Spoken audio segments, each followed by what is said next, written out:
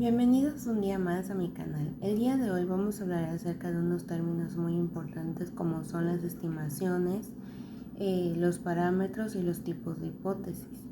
Como primer punto vamos a hablar acerca de las estimaciones y de sus tipos. Bueno, una estimación es un valor específico observado de un estadístico, el cual es un elemento que describe una muestra y se utiliza para una estimación del parámetro de la población.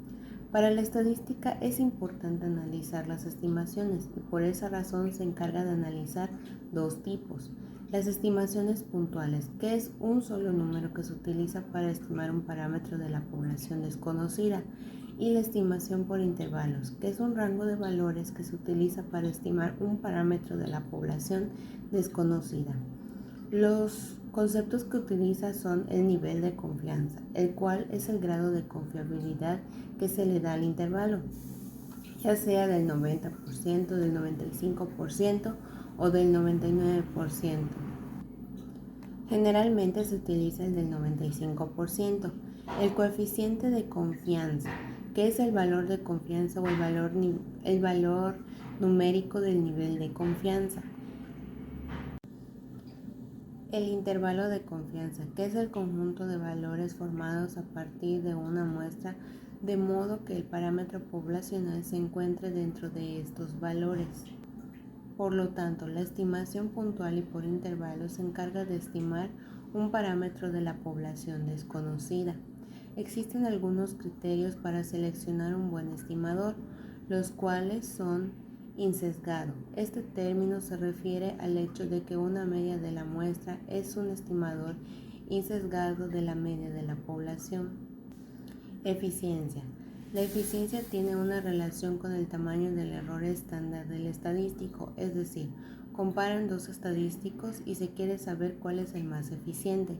Se elegiría el que tiene menor error estándar o menor desviación estándar.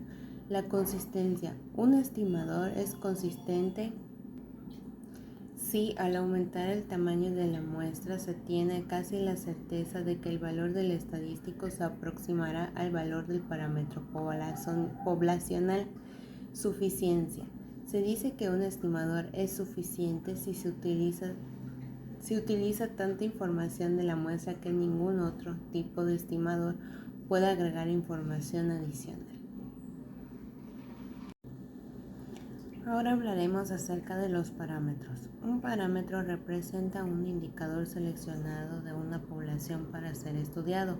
Por ejemplo, la media aritmética y la desviación estándar. Ahora, ¿qué es una hipótesis? En estadística representa una afirmación relativa a un parámetro de la población que está sujeta a verificación. Es un procedimiento basado en evidencia de la muestra y la probabilidad, y la estadística permiten determinar si la hipótesis es razonable y posible. El procedimiento para realizar pruebas de hipótesis consta de 5 pasos. El primero es establecer la hipótesis nula y alternativa. Luego se selecciona el nivel de significancia, que representa la probabilidad de rechazar la hipótesis nula cuando es verdadera.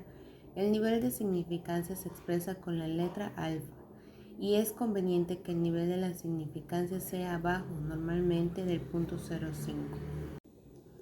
En algunas ocasiones se cometen dos tipos de errores al realizar las pruebas de hipótesis. El error de tipo 1, el cual se presenta cuando se rechaza la hipótesis nula, siendo esta verdadera. Y el error tipo 2, en el cual no se rechaza la hipótesis nula, siendo esta falsa. El siguiente paso es identificar el estadístico de prueba. Representa el valor determinado a partir del valor de la muestra que se utiliza para establecer la decisión de rechazar o no la hipótesis nula. Luego se formula una regla para tomar decisiones. Se refiere a las condiciones en las que se rechaza o se aprueba la hipótesis nula. Se establece